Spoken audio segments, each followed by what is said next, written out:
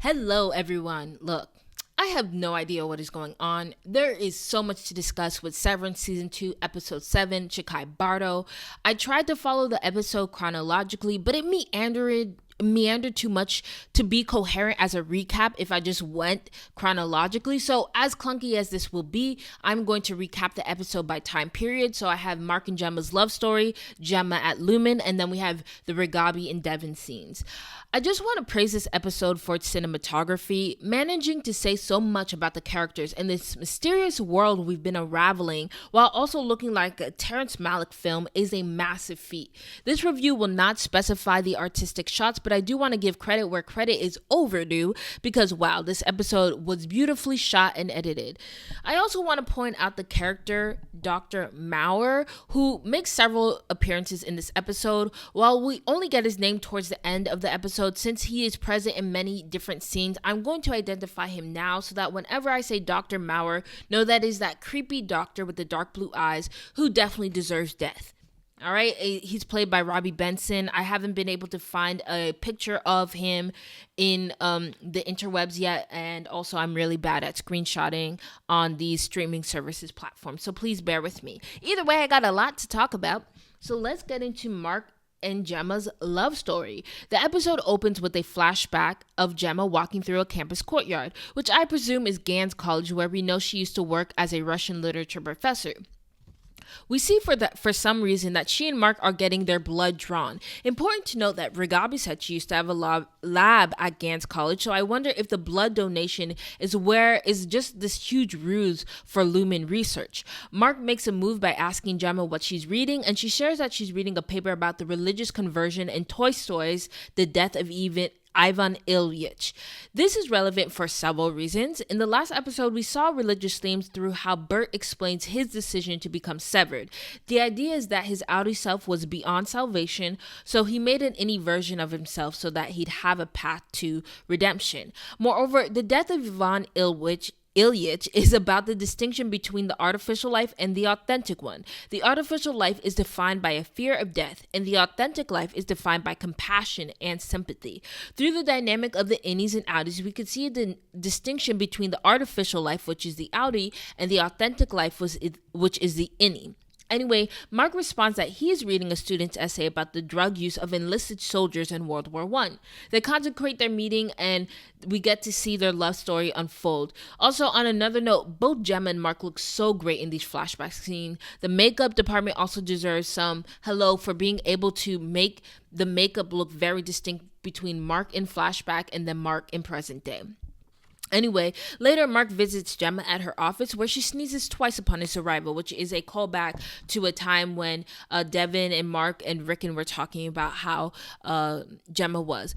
Mark gives Gemma an ant farm, but she corrects Mark saying that she likes plants and farms, not ants. I think Mark gave Gemma the ant farm as a joke, and I think the writers included the ant farm as symbolism for the depths of Lumen's conspiracy. In this episode, we learned that there are many different types of severance, so basically it seems like one person can be severed like multiple times, almost an infinite amount of time. So I think the ant farm symbolizes how deep everything can get with the different levels of severance each character has. And I think that we're just seeing just one level deeper, but I think that this goes far deeper. So the ant farm represents that this whole entire Lumen colony, what we see on top is just the basically tip of the iceberg.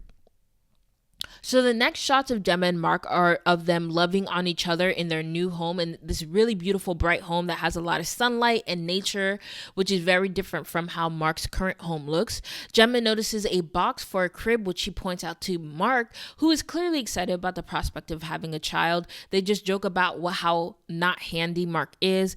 And then there's a beautiful sequence of time passing with a French song playing over the montage.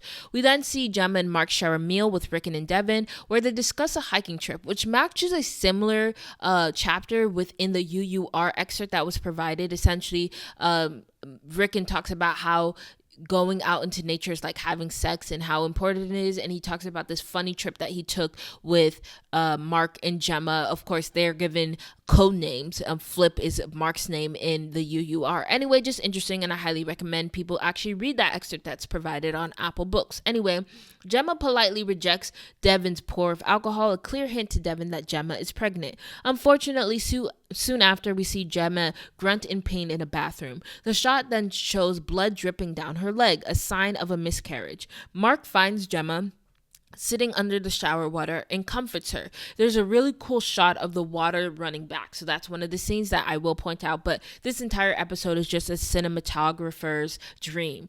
We then get a scene of Gemma and Mark at a fertility clinic where Dr. Maurer also makes a brief appearance. My theory right now is that Lumen approached Gemma to participate in an experiment that could improve her fertility.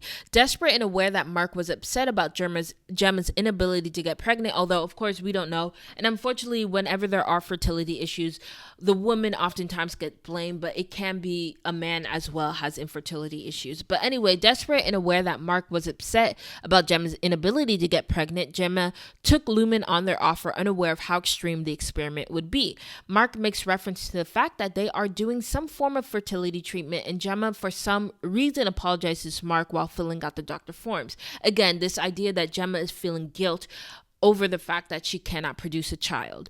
Back at their home, Mark helps Gemma inject the final step of their fertility treatment. Here we get the first moments of Mark's slight dissociation from Gemma's pain, since he doesn't acknowledge her nervousness. I don't think this is necessarily makes Mark a bad person, but just something that unfortunately can happen when fertility issues arise in a couple, because a man can't feel the same way that a woman does when their body literally rejects the birth, right? The idea of blood dripping down your legs, there's abdominal pain.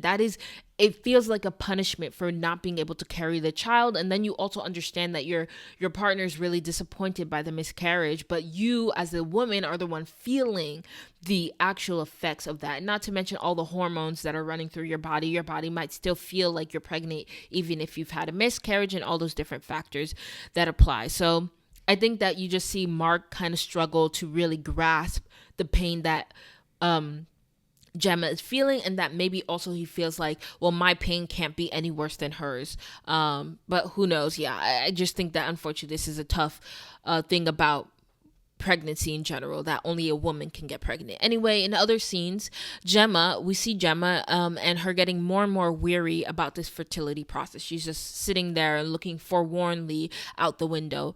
At a scene in the kitchen, Gemma explained cards that go through Chikhai Bardo, which she explains as a man fighting himself to defeat his own psyche. The cards came in the mail from the fertility clinic. We know these cards are the same cards we saw at O&D in season 1. Dylan stole one of these cards, which led to the whole revelation about the overtime contingency. Mark is a bit rude about Gemma's interest in the cards and calls them weird. Gemma says she's enjoying the cards, and Mark says that she's overreacting in terms of her reaction to his rudeness. When Gemma says she feels like shit, Mark, this is really horrible. Mark just says, well, she should just stop. So there's always been this aspect of Mark being an asshole and very blunt. And I think what happens is that when Mark feels overwhelming emotion, he just shuts it down, and he really gets frustrated when other people decide to show that emotion, because he's like, I can't avoid this emotion if everyone is actually addressing it. So I think that's what makes his rudeness come out. And I think that by Gemma playing with the cards, it's another reminder of the fertility issues, because these cards come from the fertility clinic. So he's just wanting to avoid all issues about the fertility until they're able to actually get a successful pregnancy. And unfortunately, I think he's projecting that onto Gemma, and this was what leads to the conflict. But I can also see from Gemma's perspective how that can feel like blame. Like Mark is blaming her for this not working out, even though that might not be necessarily what he's doing. Again, just what unfortunately happens with men and women when they have fertility issues, because men tend to react emotionally by suppression, and women maybe want to more likely address it up front. Anyway, I thought Mark was a bit out of line. He struggles to empathize with Gemma, And again, he's isolating because he has no other healthy reaction to emotion. The next scene is Mark angrily disassembling a crib, which upsets Gemma, and she tries to avoid the sound of Mark's clanging with the crib. I actually don't know if he was disassembling the crib or trying to bring the crib together, because we do know that in an earlier scene he said that Gemma accused him of not being really good with handyman stuff. But regardless, she's hearing this noise of this crib being disassembled or attempted to be assembled, so that is another manifestation of their lack of fertility. Anyway, their marriage is clearly on the rocks. The song that plays here is also played by Lumen Gemma in her last encounter with Dr. Maurer. In the last scene we see between Mark and Gemma asks Mark to join her at a gathering where charades will be played. I assume that Rickon has something to do with that. But anyway, he makes an excuse not to go, and then he also softly rejects her offer to stay home. He seems busy with something else, but it's just also clear he doesn't want to be bothered and he kind of wants to be left alone. Gemma mentions the Denali thing, which I assume is some vacation they're supposed to go to in Alaska, but I wouldn't be surprised if Denali also shows up in another episode. So Denali is that very giant peak over in Alaska, and I wonder if we'll see that in some future episodes, and probably not this season, but in the next season or the season after that. Anyway, Gemma says I love you to Mark, which he initially ignores, but after she brings it up, he says I love you too and I'm sorry. So there's this kind of aspect of them continuously apologizing to each other, and again, this idea that they're not acknowledging the elephant in the room, which is their difficulty reconciling with their lack of fertility. Anyway, the next scenes are beautifully devastating. Police cars pull up to Mark's driveway, and as Mark goes to the door, the policemen remove their caps, and it's clear that Mark can connect the dots. The last scene is of his face shrouded in darkness, as Lumen Gemma is also shrouded in darkness on an elevator floor. So we also see that this scene, which I actually have pictured here, is probably a reference to how both of them are unaware about their conditions, right? Mark is devastated by Gemma's death, but she's not really dead. And again, my theory is that Gemma sort of voluntarily decided to join this project. And the last moment that she has with Mark is of their relationship being really on tense terms and difficult terms, where it seems like he's almost forcing her to hang out with other people because he can't stand having her in the house. So I can understand that she might be desperate. And when Lumen says, hey, we have a pretty intense experiment, but an experiment that we think will work for you, I think she might have taken them on that offer, because I think she thinks the only way to save her marriage is if she finally can actually get pregnant. All right, let's get to Lumen Gemma, which is a very fascinating story that helps open up a lot of doors. I think a lot of people said that this episode answers questions. I don't think so. I think this makes me ask more questions, but I have drawn some conclusions because that's what I do. I jump to conclusions. I'm a gymnast. So let's get into Lumen Gemma. All right. We see Gemma in a lime green suit at Lumen, also getting her blood drawn. She's in an almost catatonic state, so she's like responding and kind of there, but at first I thought that she was just like not really there while the nurse was taking her vitals, but we learned that she's actually there. Not only do we learn that she's actually present and available, but we learn that she's Gemma. She recognizes her name as Gemma, and as we go through this episode, we learn that she has memories of Mark, so she's not severed in the way that she doesn't know anything about her life before she came to Lumen. So this is just a huge, massive revelation. And again, this is why I think that she might have voluntarily came to Lumen, because I guess maybe she had issues earlier on, but in order to be okay with being in this situation, they must have said something to her. Anyway, the nurse asks Gemma if she's eating, reading, and exercising. She asks Gemma whether she'd be more afraid of drowning or suffocating in a mudslide. The nurse uses some machine to get a reading from Gemma's response, and Gemma says she'd be more afraid of drowning. So I wonder if the machine tests Gemma's tempers and how they are assessing the progression of Cold Harbor. And again, that machine does remind me a lot of a machine that the Scientologists use in order to test their people, and that's a really interesting thing that happens in Scientology. Anyway, Gemma asks how many rooms they're going to visit today, and the nurse says 6. Gemma then goes into another room where there's a burgundy outfit and a wig prepared for her. Under her breath, Gemma hisses shit, which is a pretty good indication that she dreads this entire process. In a hallway similar to the severed floor, Gemma and the nurse pass through rooms with the names of major cities throughout the world. So I think they're all names of cities or weird cities, but regardless, they eventually stop at Wellington, where the nurse has blood extracted to get the door open. So the nurse has to put their hand on some hand screening thing, and then it takes her blood. So it's going to be very hard for Gemma or any other person to kind of accidentally get them through a door. Anyway, Gemma is then in a dental office, and we could see that it's not the same Gemma that was outside of the door. And we hear the whistling of the man singing the same song that was whistled in the expert hall by the man who visited O&D at the beginning of episode 5 of season 2. However, upon rewatching the beginning of episode 5, I kind of don't think this is a doctor and the man who visited O&D. I don't think they're the same person, Dr. Maurer and the O&D man from episode 5. And maybe I'm wrong. A lot of people are making the assumption that they're the same, but I just saw the physical features of that man and they look very different from Robbie Benson's physical features. But maybe again I am wrong, but who knows? I think the show clearly wants us to think they're the same person because they're whistling literally the same exact tune in the same exact tone. So I probably am wrong.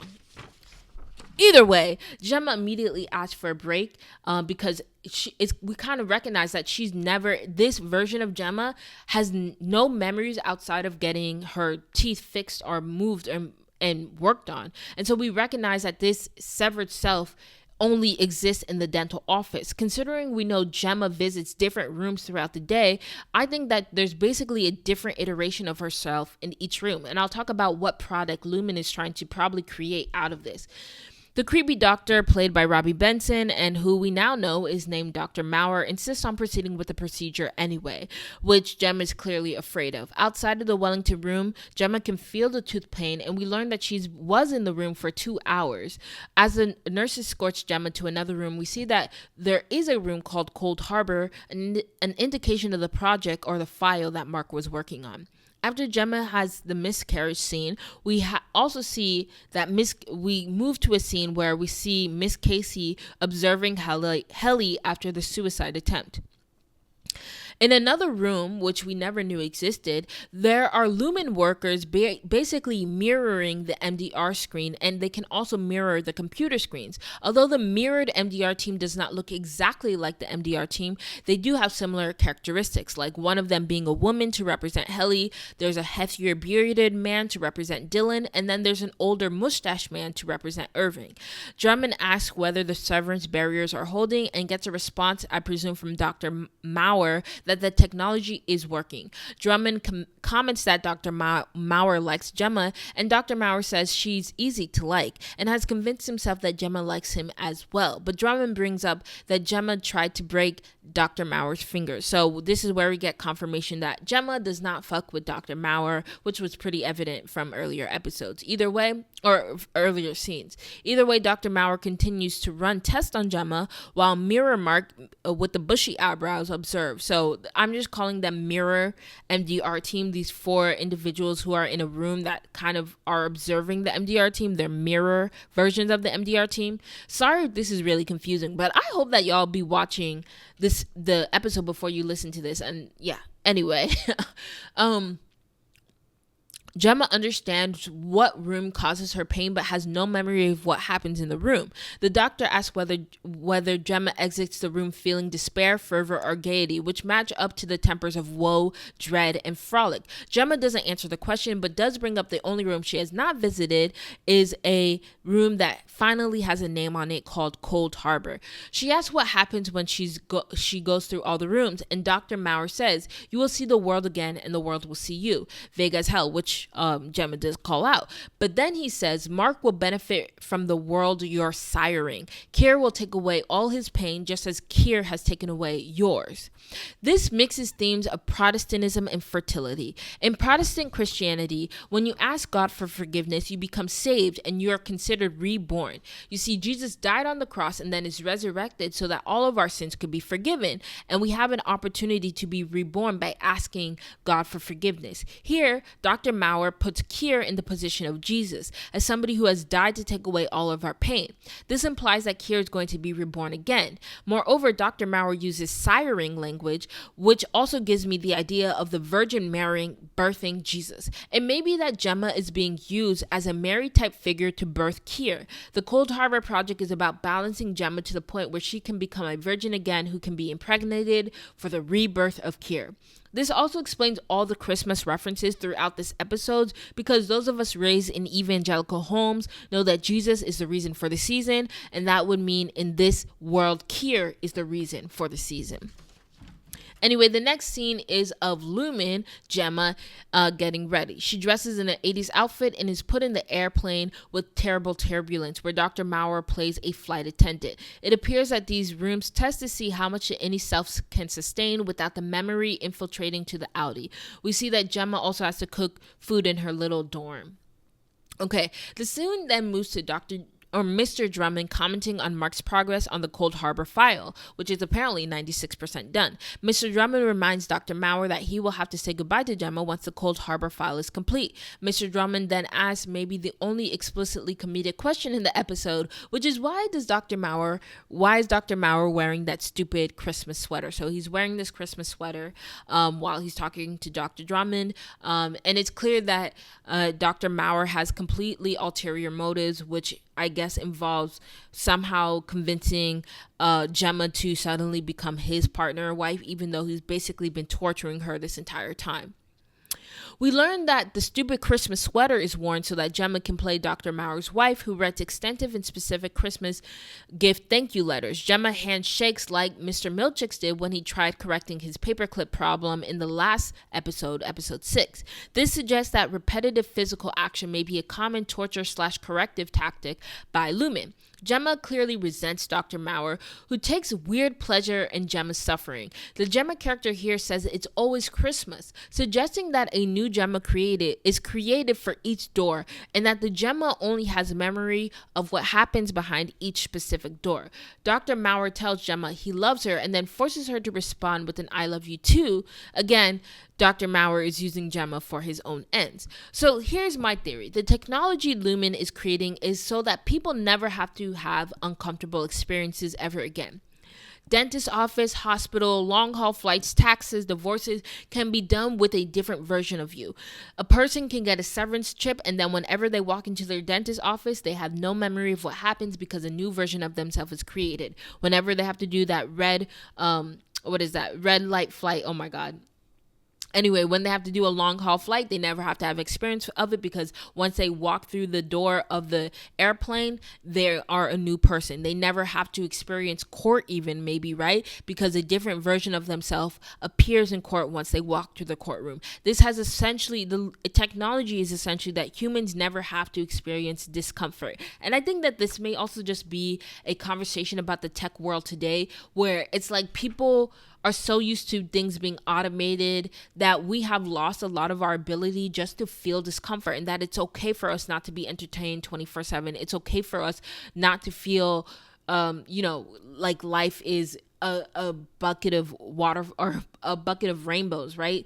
And so Lumen is basically creating a technology which is like, if you're afraid to have children because of childbirth and the pain of childbirth, well, guess what? We can have somebody who experiences all the worst parts of childbirth for you, and you never have to experience it. So I think that that's what the technology is creating here, by basically their desires to give everyone a severance chip so that nobody ever, quote unquote, experiences pain. Dr. Maurer visits Gemma, and then he asks her which room caused her hand to hurt. She says Allentown, which we know is a file that Mark got a glass holographic award for. So this seems to mirror her experience in the real world for Christmas, but I'm not really sure because I don't know. I think I saw a lot of people on Twitter saying like, oh, that's what Mark is doing. Mark is filling in the memories. But like, if you look at this picture of Gemma in this Allentown room, this doesn't look anything like the memory that Mark had. And also she's in pain. She's suffering. So I'm not really sure if it's like he's filling in the memory, or basically he's kind of making it so that she has no memory of what Christmas is actually supposed to supposed to look like. So for her, this is what Christmas is. And so she just associates Christmas with pain, which is like, there are parts of great things about life, like Thanksgiving and Christmas, that are painful. Like Thanksgiving, if you're really going to go all out, you're probably spending 2 to 3 days preparing cooking. And most of us would rather just not have to experience that and just wake up one day and we're at the Thanksgiving dinner and eating great food, but we never have to experience the setup for the Thanksgiving dinner or the cleanup for it, right? And so the same thing for Christmas. We all love feeling Christmas cheer, how great Christmas can be, but what if we never had to write all those thank you notes or had to think about all the gifts that we had to give to everybody in our lives, that we had this other individual whose exclusive goal was to do that. But this is just me commenting on, I'm still not sure about how what Mark does with the files applies to what Gemma is doing here. And I don't think it's directly tied to memory. I think it's mainly saying maybe there's something to be said about memory not being able to infiltrate. Like, this version of Gemma doesn't understand that this is not how Thanksgiving or Christmas is supposed to feel. Christmas, it does not make your hand shake. Christmas is not supposed to make you feel painful. It's supposed to be a good time. Anyway, Gemma says she wants to go home, which she deserves to, and Dr. Maurer lies and says Mark has remarried and has a daughter. Fortunately, Gemma does not believe him. Dr. Maurer suggests Gemma has moved on from Mark from her times in these different rooms, and Gemma clearly has none of this. And then Gemma knocks out Dr. Maurer and steals his key card. So great. We are seeing a lot of parallels between her and Helly and even just the rest of the MDR team. Everybody wants to leave these severed floors. Nobody wants to fucking be here.